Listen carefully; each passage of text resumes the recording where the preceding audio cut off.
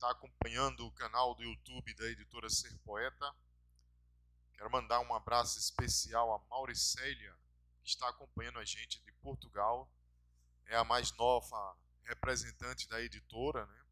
Estamos em processo de internacionalização da nossa editora e em breve estaremos com a sede em Portugal, precisamente em Setúbal.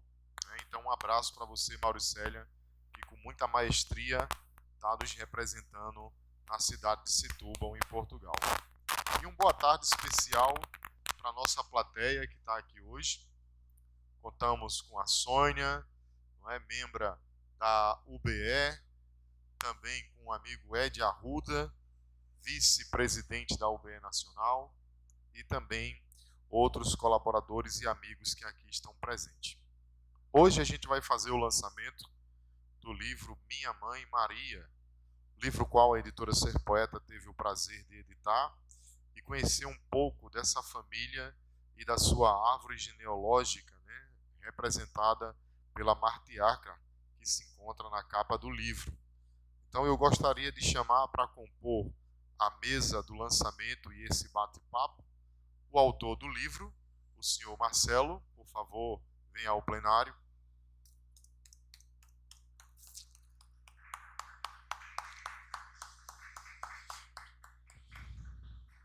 E para participar do debate, a gente convida o senhor Ed Arruda, o vice-presidente da UBE Nacional.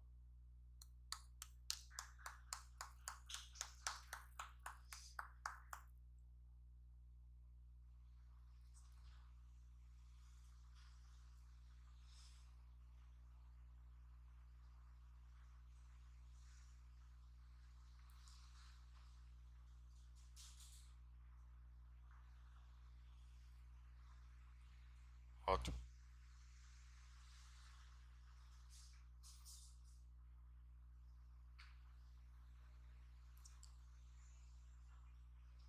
Pronto. Fiquem à vontade aí, viu? Onde vocês acharem melhor.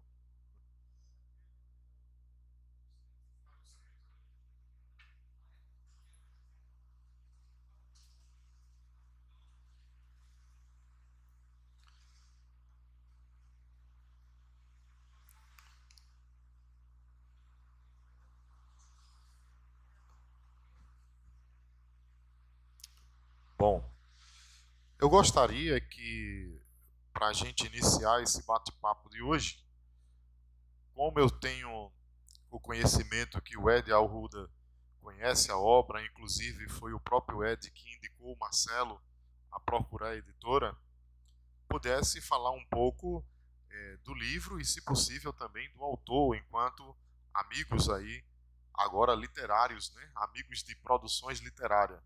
É só ligar o microfone e fique à vontade.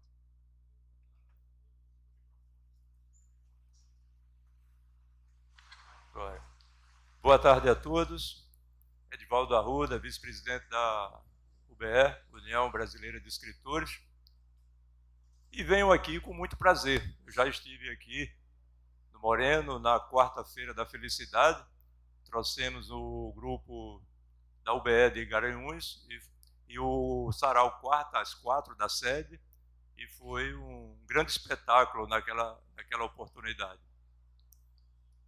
Depois, eu conheci Marcelo há bastante tempo no trabalho. Depois, lá em casa, é uma paixão muito grande pela dança e literatura. Eu criei um espaço em casa de dança e todas as artes, né? E Marcelo surgiu ali, começou a aprender a dançar. Foi difícil no começo, né, Marcelo? Mas sempre é. Parece fácil, mas não é tão fácil assim. E nos tornamos amigos. Até que no momento lá de confraternização, ele me apresentou um texto e pediu a minha opinião. Eu descobri que o Marcelo também gostava da escrita, né? Tinha essa paixão pela escrita. E fiz uma revisão com ele lá do texto. Ele divulgou isso lá no grupo. Era um grupo de arte nossa para todos nós, né? Então era uma confraria lá no meu espaço, que tivemos juntos durante 3 anos, e Marcelo esteve sempre presente. E, de repente, Marcelo me apresenta, e, de repente, ele me chega lá em casa e me presenteia com este livro aqui, Minha Mãe Maria, Marcelo Henrique Barros. Tornou imortal ao falar da mãe dele aqui. Embora falar da mãe, né, acho que todos os filhos têm sempre muita coisa boa a falar sobre os pais, sobre principalmente a mãe.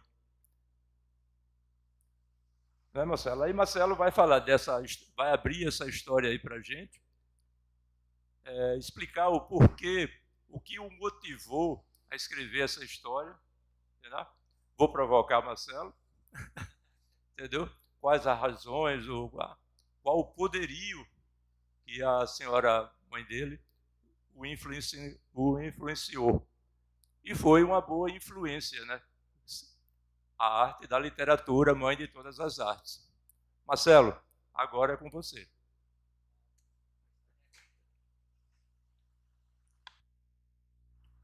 Essa é a casa que mamãe nasceu. Essa casa é meu avô, quando casou com minha avó, o pai de mamãe, meu avô era um homem muito simples. Ele era o dono da fazenda, né, mas ele dormia junto com os cavalos. Dormia na cocheira, dormia onde desse. Ele não tinha luxo, entendeu? E quando ele conheceu vovó e começaram a namorar e tudo naquele tempo, quem casa quer casa, né?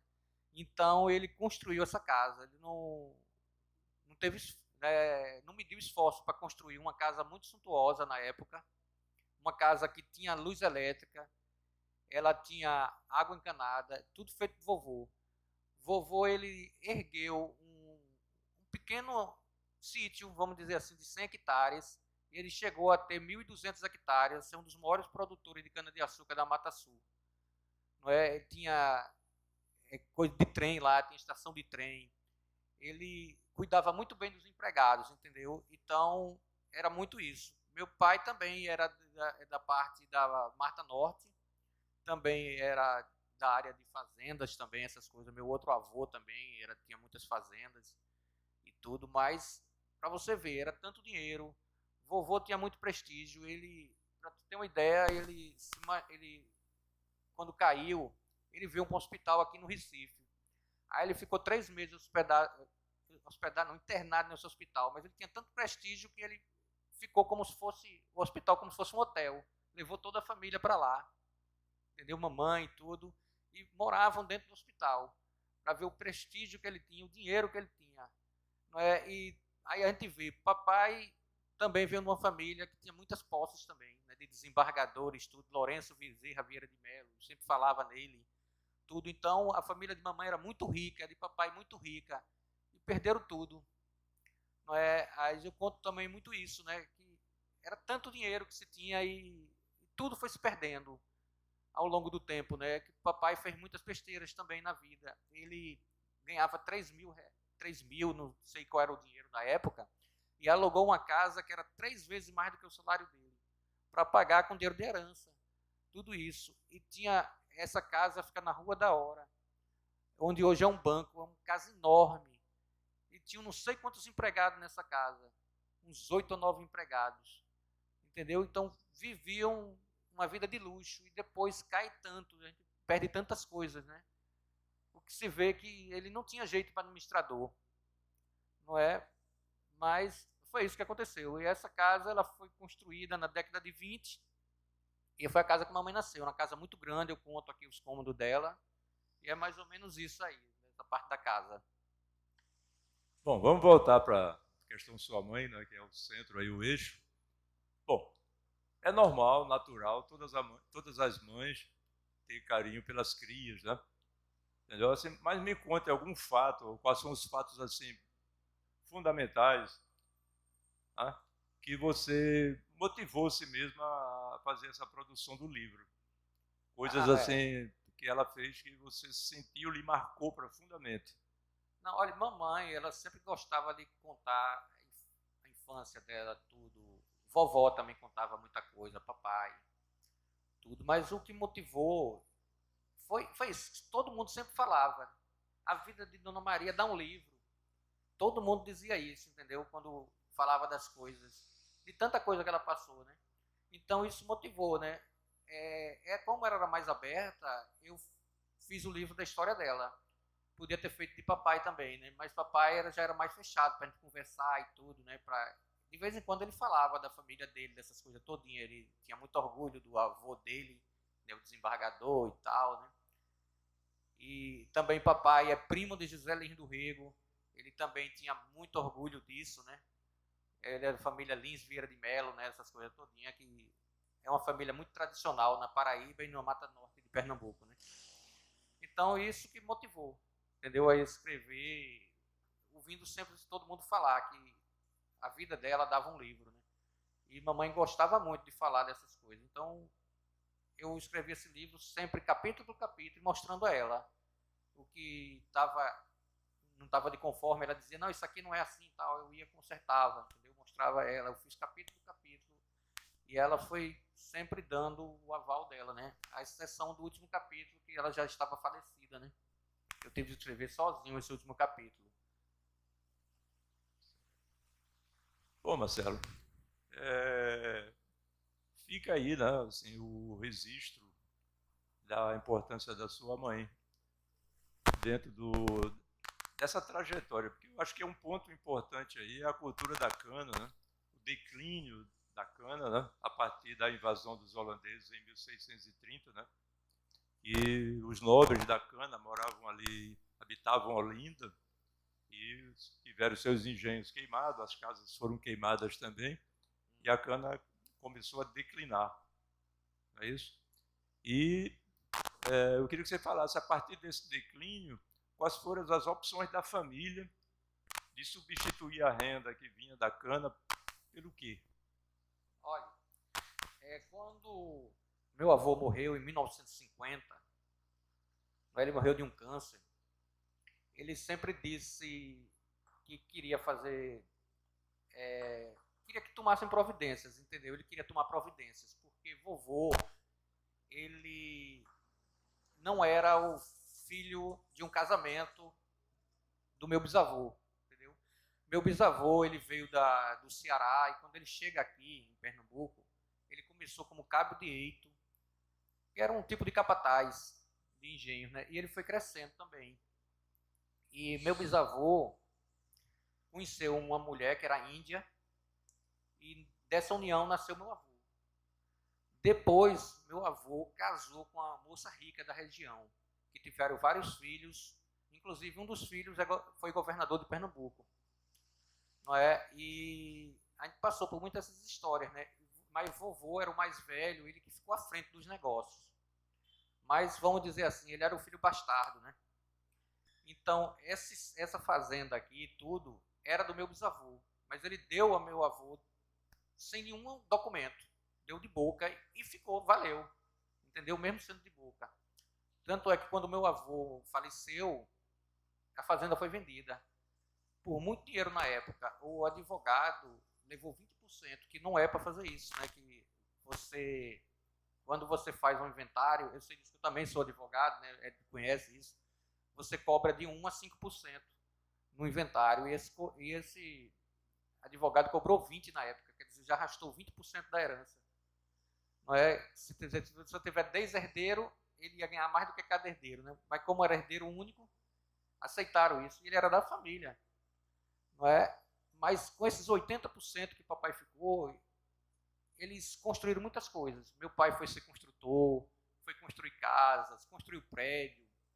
Depois teve muita dificuldade na época que começaram a construir Brasília, né, que houve um declínio também, subiu muito o material de construção, roubaram muito papai nessa empresa, e papai fechou a empresa e pagou tudo a todos os empregados, ele não queria dívida com ninguém, entendeu? Então, depois papai ficou desempregado, porque o governador, que era tio de mamãe, prometeu a papai que ele ia ser secretário da Fazenda. E papai, como era fiscal de renda, papai perguntou, como é que eu vou fazer com 2 cargos? Aí ele disse, não, você vai pedir exoneração. Aí papai pediu exoneração, né? Pediu exoneração para assumir o cargo na secretaria. Aí meu tio, né, tio avô, no caso, que era o governador, aí disse que o cargo dele já estava preenchido. E papai ficou com 6 filhos para criar, na época tinha 5, não tinha nascido ainda.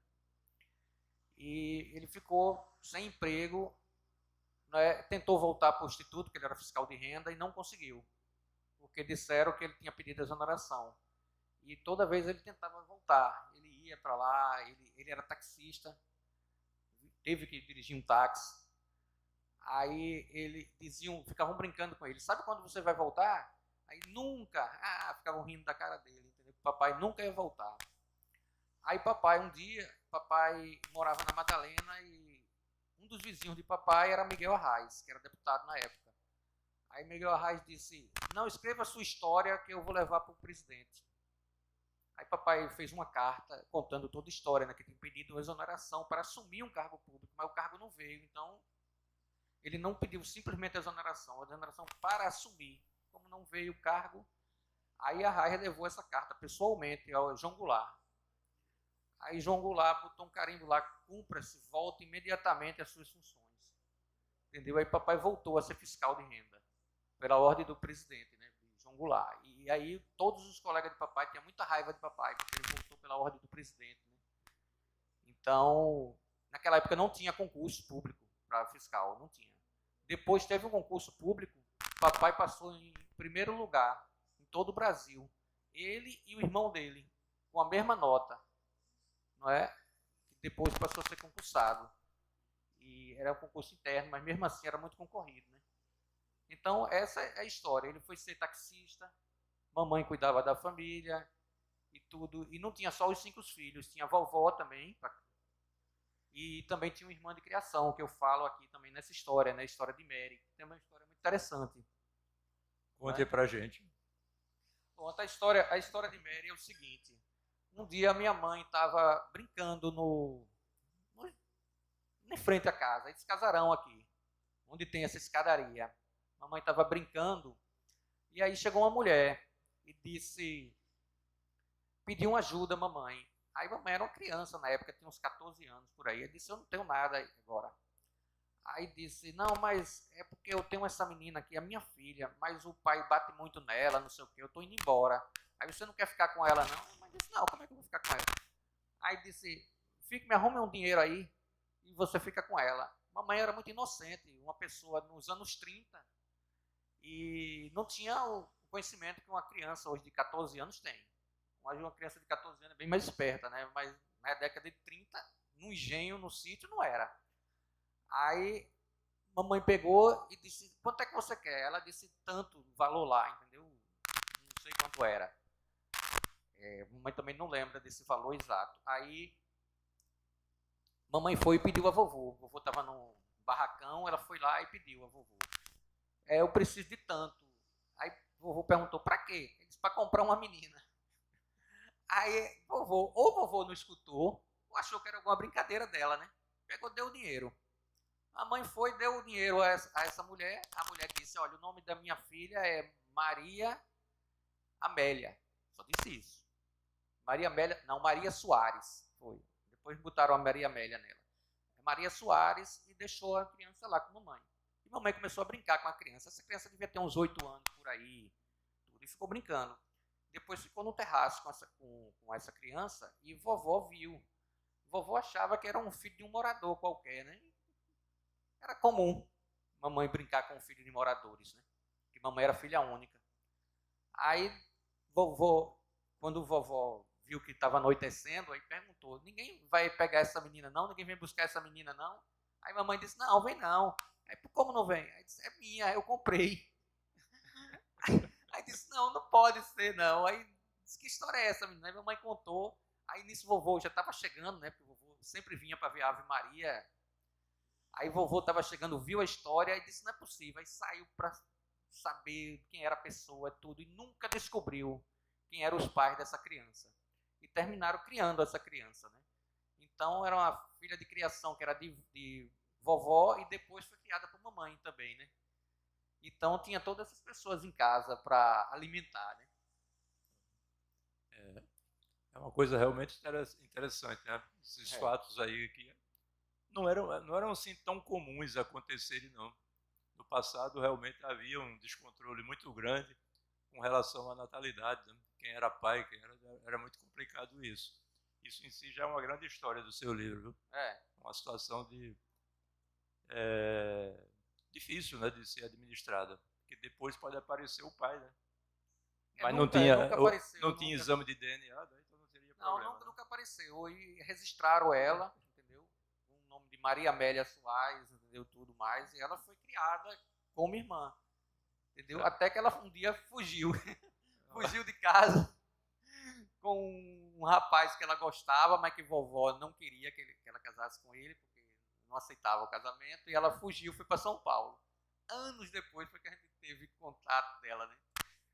E tudo. Ela veio a Recife, depois, anos depois, hoje ela já é vó, já tem seus 80 e alguma coisa por aí, né? Bom, eu não sei se é possível a plateia ter alguma pergunta e poder repassar. É sim, é só falar, a gente leva o microfone. Tem um microfone. Bom, vamos abrir, né? Se alguém tiver alguma pergunta, algum comentário sobre o livro, sobre esse tipo de situação que o Marcelo já descreveu. Tem ali a senhora. Antes da plateia perguntar, eu gostaria que o Marcelo falasse um pouco, já que ele falou de tantas histórias que contém no livro Minha Mãe Maria, ele falasse como foi a criação do livro perante a família, porque no processo todo a gente viu que teve a participação de alguns irmãos, a capa quem elaborou foi uma neta ou uma sobrinha neta da Dona Maria, né? Então eu queria que ele falasse como foi essa culminância de também poder, depois da morte da genitora, da matriarca da família, poder se reunir e pensar numa obra em homenagem a ela. Bom, esse livro a gente fez em homenagem aos 80 anos de mamãe. Ou seja, era para ser lançado quando mamãe estava completando 80 anos. Eu terminei o livro. O último capítulo foi nos 80 anos de mamãe. Só que para publicar o livro tinha que ter dinheiro, né? E mamãe sempre gastava o dinheiro com os filhos. Era o sonho dela fazer esse livro, mas ela sempre jogou para depois. Entendeu? Sempre deu prioridade aos filhos. Chegava alguém que estava precisando disso, precisando daquilo, e mamãe e papai sempre ampararam todo mundo. Não é? E sempre vinha, depois dos filhos, vinha os netos com a choradeira, contava isso, aquilo, mamãe ia e ajudava. Então ela foi sempre jogando esse livro para o futuro, né, para um dia sair, né? Então terminou só saindo depois que ela faleceu, aos 92 anos. A gente disse, não, agora a gente vai fazer o livro em homenagem a ela, né? E aí a gente realmente se juntou, né, e fizemos o livro em homenagem a ela. E quem fez a capa foi Cecília, que é bisneta de mamãe. Entendeu? Ela que elaborou a capa, né? Ela perguntou se eu tinha alguma capa, eu disse não tenho não, né? Não tenho, só tenho algumas ideias, tudo, mas assim, né? Não tem nenhum plano assim, sabe? Aí ela elaborou essa capa com essa árvore, né? E tudo que a árvore mostra a vida, né? A vida que mamãe teve, como, né? A árvore genealógica, né? A formação da família, né? Dos filhos, dos netos, não é? Então a árvore é um pouco dessa simbologia, né? Disso daí. Então foi isso que levou a gente a escrever, né? A elaborar esse livro, essa capa, tudo, né? Aí foi feito algumas capas e a maioria votou nessa capa aqui, né? Escolheu essa capa como a capa do livro, né? E eu acho que ficou bonita, né? Ficou muito bem bolado aqui a situação. E o título foi o que escolhi. Esse título, Minha Mãe Maria, eu já tinha escolhido há muitos anos atrás. Não é? Pronto, então, bater aqui, se alguém tiver alguma coisa para falar, né, para perguntar, estamos aí, né? Boa tarde a todos.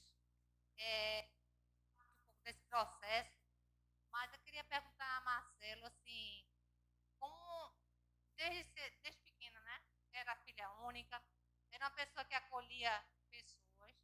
Nesse tempo todo de vida, a parte educacional, como é que ela tinha uma palavra para todos que chegavam próximo a ela. E esse conhecimento, como foi que ela adquiriu ao longo de todos esses anos, assim? Ela chegou a fazer vários cursos, como é que ela se comportou e passava esse conhecimento para seus filhos, netos, e todo mundo era tão, procurava tanto ela para dar conselhos, né? Além da vida que ela viveu, todos, né, vindo de um engenho até viajar e chegar e se firmar aqui em Recife. E a parte educacional, como é que ela favoreceu isso para também passar para os filhos? Olha, a parte educacional foi uma coisa assim, que mamãe só tem um segundo grau, né? Mas ela fez várias faculdades, não terminou nenhuma. Ela não gostava do curso, abandonava no meio.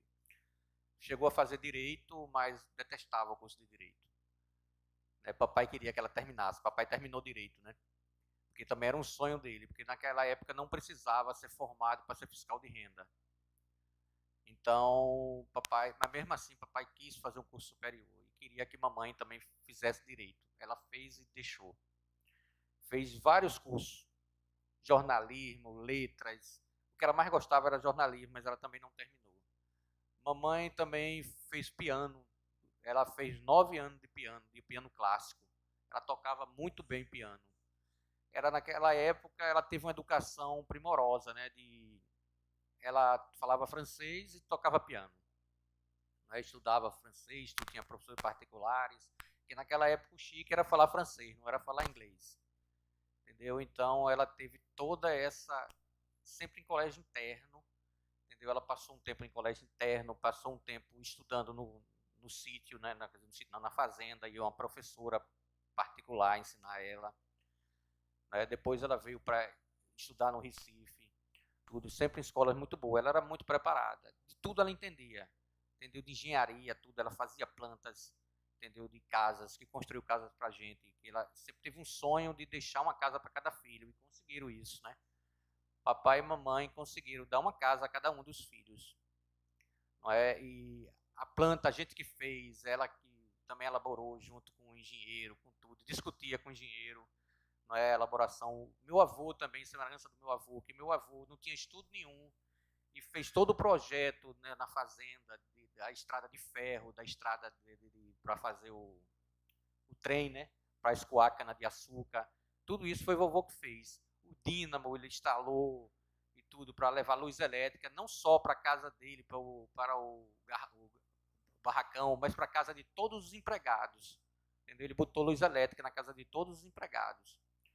Não é? E tudo isso ele foi fazendo, metendo as caras, como se diz, né? Que ele não tinha estudo para isso, mas fazia projetos de engenharia.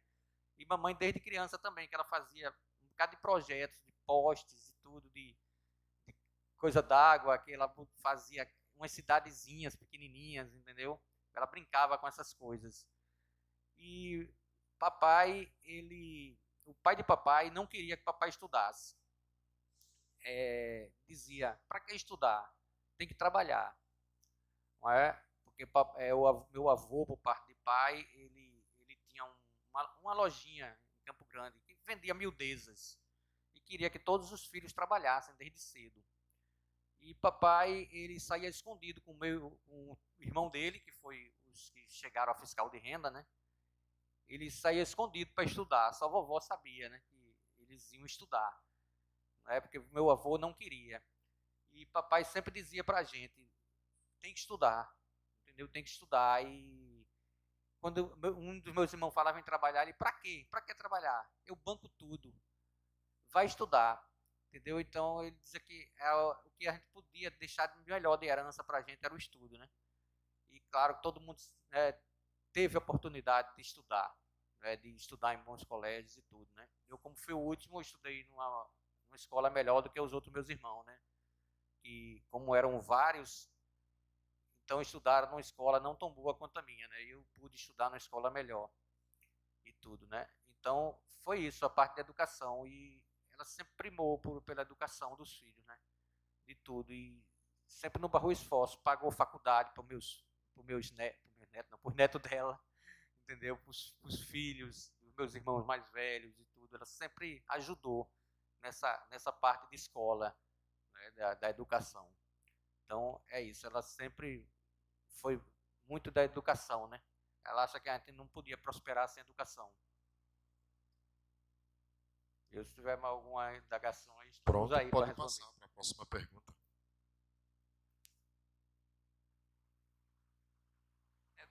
Boa tarde. Boa tarde. Marcelo, que bom ouvir você falar dessa maneira sobre a história de Dona Maria.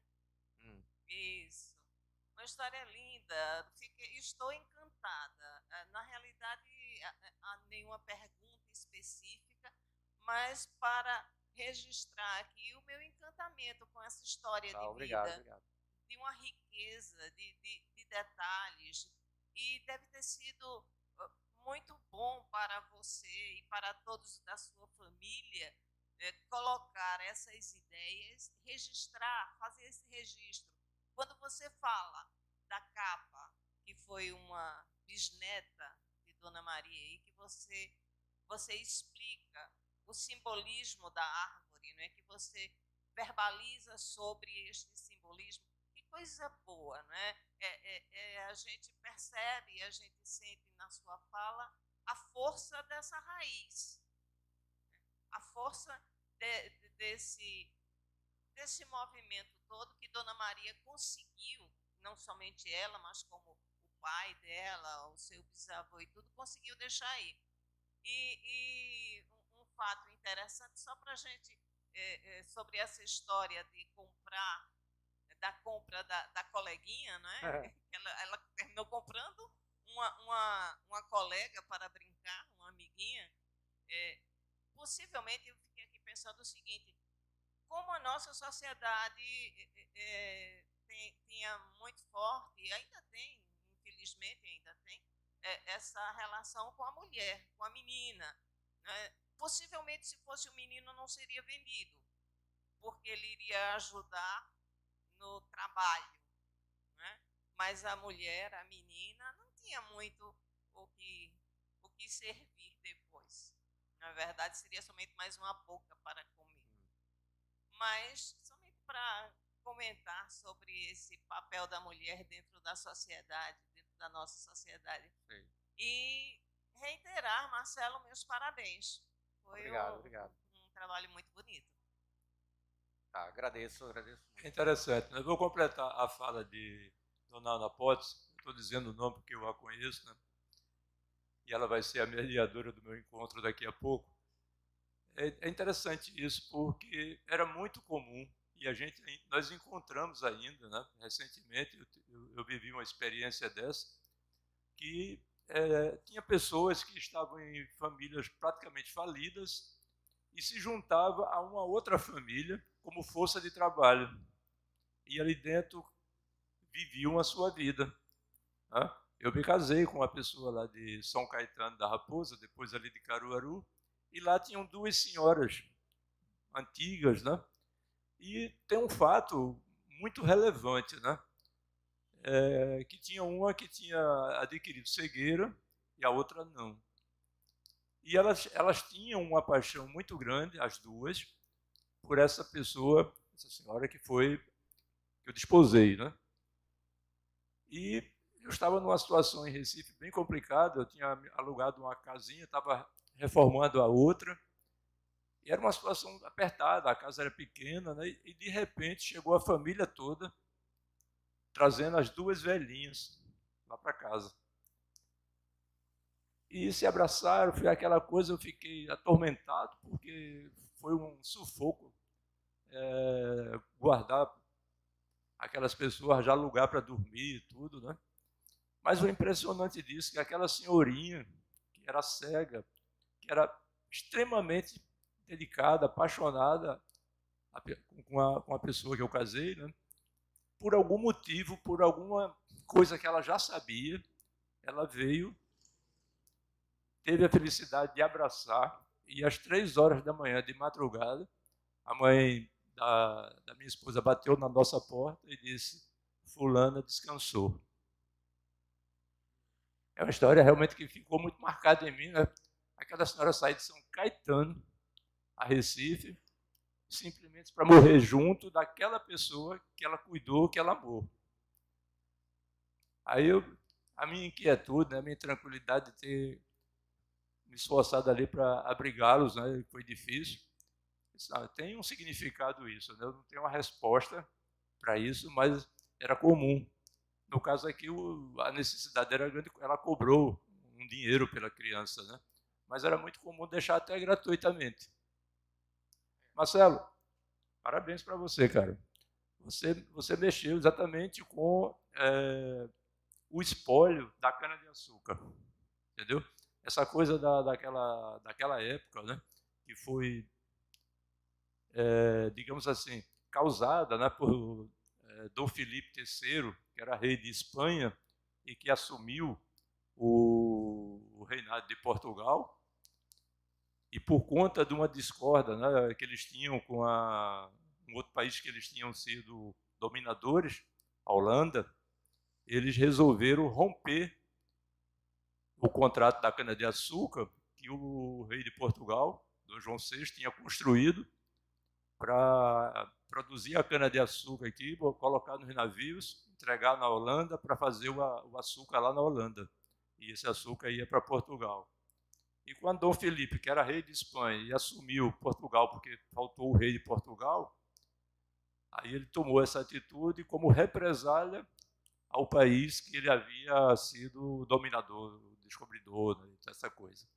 E isso aí causou, né, o empobrecimento da nobreza da cana e a queda de tudo que estava associado a esse mercado do açúcar. E a gente vê como é complicado para um país assumir essa questão das commodities. Nós não vamos produzir indústria, criar indústria, vamos vender soja, vamos vender gado, né? Vamos vender milho, e de repente acontece coisas estranhas. Eu acho que realmente hoje o mundo moderno precisa realmente da industrialização. Parabéns, Marcelo. Obrigado. Tá, se alguém vai me perguntar, como é que é? Já vai. Boa tarde. Boa tarde. Tá. Marcelo, eu conheci o seu livro na casa do Ed, me encantou pela pureza, pela candura e ao mesmo tempo pela firmeza no resgate de uma época que todos nós vivemos, que as nossas famílias viveram, porque a minha também história que a mãe deixou sem lenço e sem documento e sumiu. E minha mãe assumiu essa menina, criou, procurou a mãe, encontramos os documentos dela, mas ela não quis mais sair, ela não quis mais deixar de ser a nossa irmãzinha de criação. E nós vivemos momentos de grande emoção também, quando a minha mãe morreu, eu sou a filha mais velha, e que ela foi ficar comigo, ela e a tia. Elas eram aqui na Paraíba, de uma fazenda chamada Utinga, de uma extrema pobreza e também cheia de problemas de saúde pela desnutrição. Então, Marcelo, você relata aí uma história de família que é também de todas as nossas famílias, é a história de uma época, é a história de costumes que a gente muitas vezes só sabem ouvir dizer e viver esses momentos. Nós podemos aqui reviver. Marcelo, desculpe-me a interrupção, mas eu me encantei pela forma como você falou de tudo isso. E aqui o meu abraço e os parabéns. Obrigado. A mãe é aquela figura que a gente não esquece. E eu também estou escrevendo sobre a minha mãe. Lourdes, meu amor, é a minha mãe. Obrigado. Obrigada pela oportunidade. Obrigado a todos por a oportunidade de estar aqui. Eu que agradeço, né?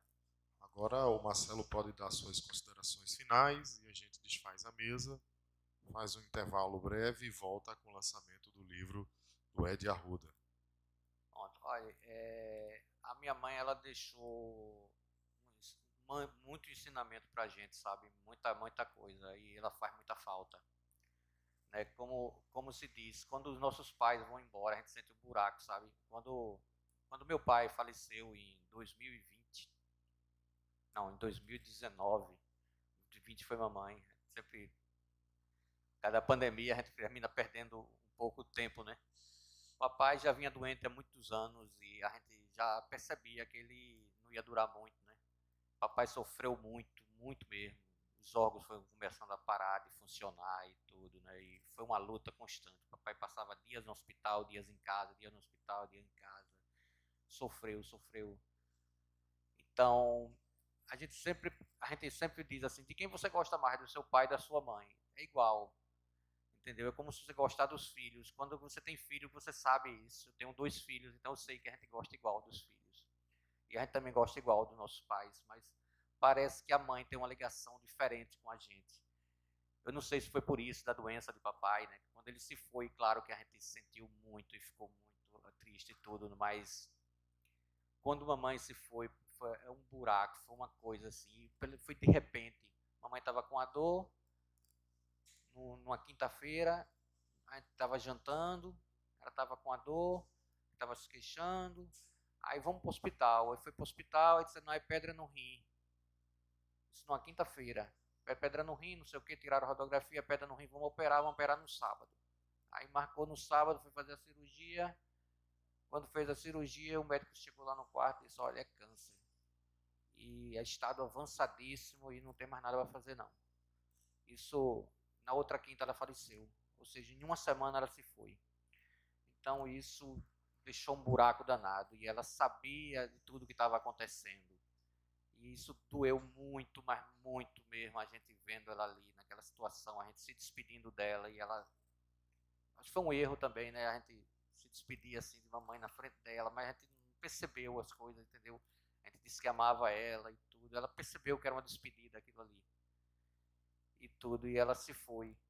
Meu pai faleceu na minha frente. Eu estava no hospital na hora que ele morreu, estava do lado da cama, e o coração dele foi parando, até parar. Não é? E papai tinha muito medo de ir embora sem ter ninguém da família por perto. E estava a gente tudo em volta da cama. E mamãe não, ela foi embora de madrugada.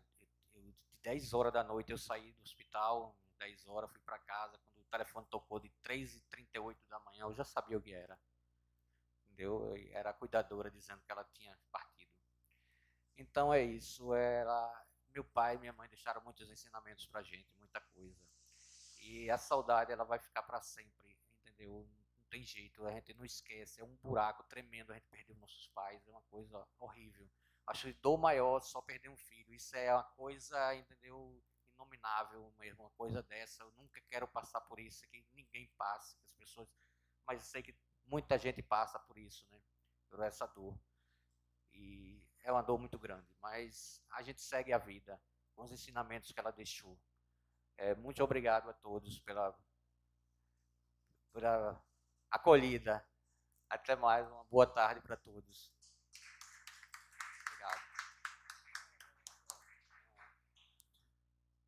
Obrigado. Podemos desfazer a mesa.